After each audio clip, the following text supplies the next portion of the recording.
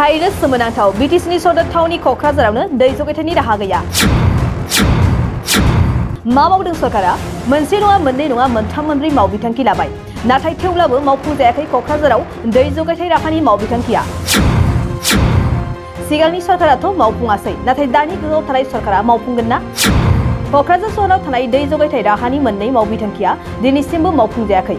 क'क्राझार सहरनि साहा आरो खोला फारसे दै जगायथाय सुबिदानि मावबिथांखिया मावफुंजायाखै। मिथिनाय बादिब्ला बे जगायथाय राहाया थांनाय 2005-06 मायथाइनि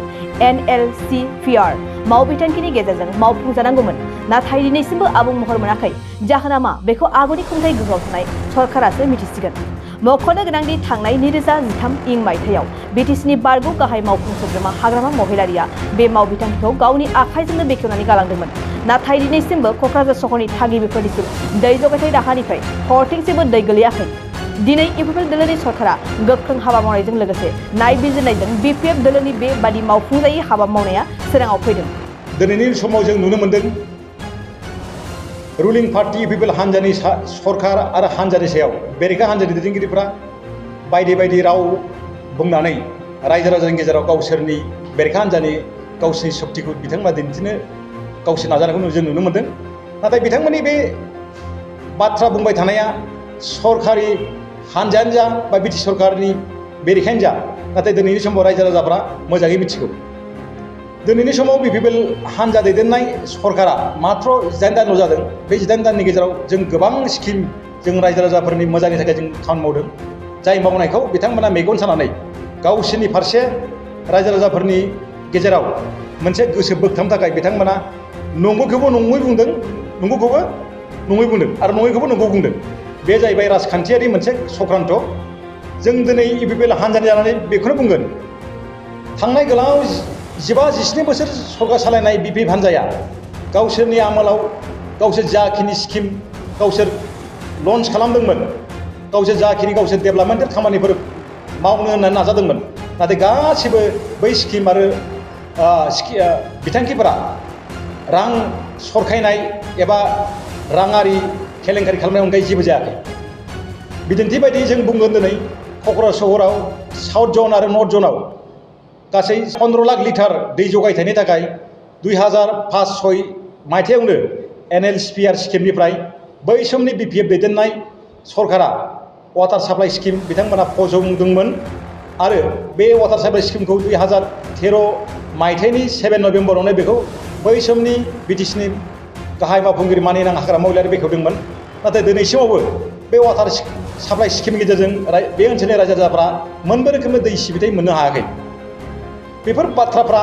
दिनै रायजो राजाफ्रा मोजाङै मिथिगौ बबे सरकारा रायजोनि थाखाय मा मावदों आरो बबे सरकारा रायजोनि थाखाय मा मावाखै। दिनै बेरेखा हान्जानि दैदेनगिरि मानिनां मुसिद देरहासार बसुमतारिया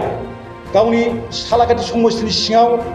आथिखालाव UPPL हान्जानि दैदेनगिरिफ्रा खामानि मावबाय थानाय बाथ्रा नोजोरखौ नुनानै बिथाङा मोदोमाव नांदों आरो जाय मोदोमाव नांनायखौ गाव लुथेनो थाखाय बिथाङा सरकारि एबा UPPL हान्जानि दैदेनगिरिफ्रा मावनाय खामानिफोरखौ ओंथि गैया, जायाखै, बे मावफुंजायाखै, बे गाज्रि जादों बाथ्रा बुंबाय थानायनि सिगां बिथाङा गाव जे गोलाव 10 बोसोर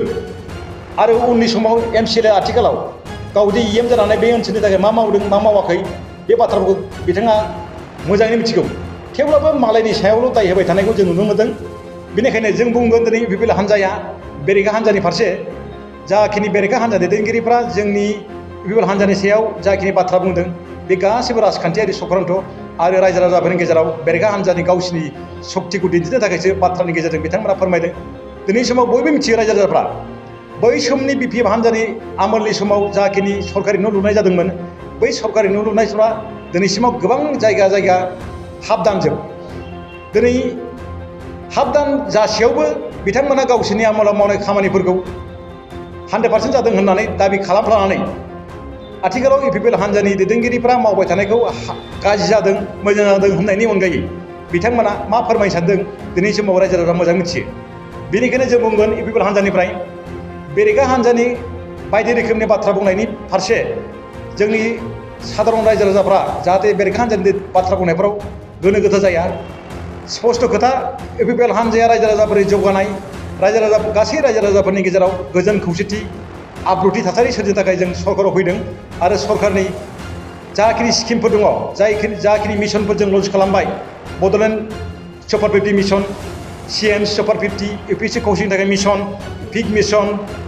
बड'लेण्ड मार्च मिशन बायदि बायदि स्किमफोरखौ बिदिन्थिल' जों दिनै बुंगोन थांनाय 2005 आरो 2006 मायथाइयावनो क'क्राझार टाउनाव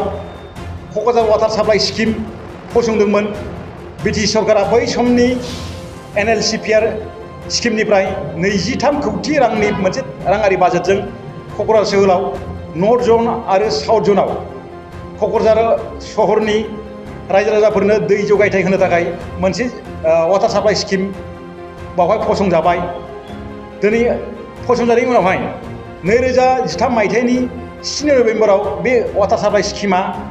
बेखेवजाबाय बै समनि BTCनि गाहाय मावफुंगिरि मानिनां हाग्राम महिलारिनि आखाइजों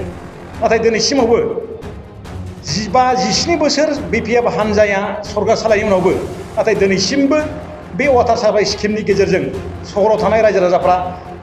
दै मुथासेबो दै फोथासेबो दै बाहायनो खाबु मोनाखै जुदियोबा सरकारनि आसनिया 2013 मायथाइयावनो बेखेवजाबाय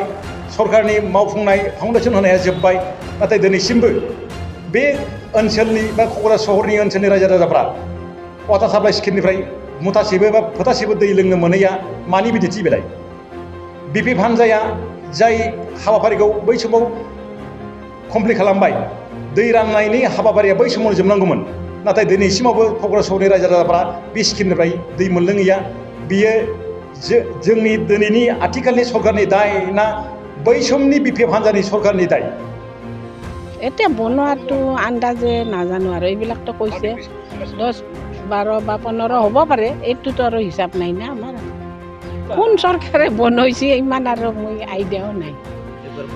পানী একদিনো অহা নাই এইটো ঠিক টেংকি ইয়াতে ওচৰতে অহা নাই बाइक अनसायगिरिफोरनि थाखाय मोनसे मोजां खौरां Kokrajhar JD road axis bank साखाथियाव थानाय दावहारु अट' एजेन्सिया नोंथांमोननि थाखाय लाबोदों दामाका स्पेशल अफार खम बेसेनावनो नोंथांमोना बाजाजनि गुबुन गुबुन मडेलनि बाइक फाइनान्स खालामना नोंथांनि सिमांखौ जाफुंहोनो हागोन 13,800 रांनिफ्राय जागायना 19,500 रांजों नोंथाङा बाजाजनि गुबुन गुबुन मडेलनि बाइक जेरै प्लाटिना पालसार बायदि गुबुन गुबुन मडेलनि बाइक लानो हागोन बाइकजों लोगोसे बेसेन होनाङालासे मोनफागोन गंसे हेलमेट बाइगिरि बिथांमोना गोरलै राहाजों बाजाजनि फाइनान्स लिमिटेड नङाबा एक्सिस बेंक लिमिटेडआव फाइनान्स खालामनो हागोन गोबांथार फोरमानलाइफोर गथायनो गोनांथि गैया खालि फट' गांसे पेन कार्ड आधार कार्ड भटार ID आरो सोलिबाय थानाय मोब्लिबनि बिल होयोब्लानो बे सुबिदाखौ लानो हागोन गोबां मिथिनो थाखाय 8473883986 03661270550 9957644326 आव फन खालाम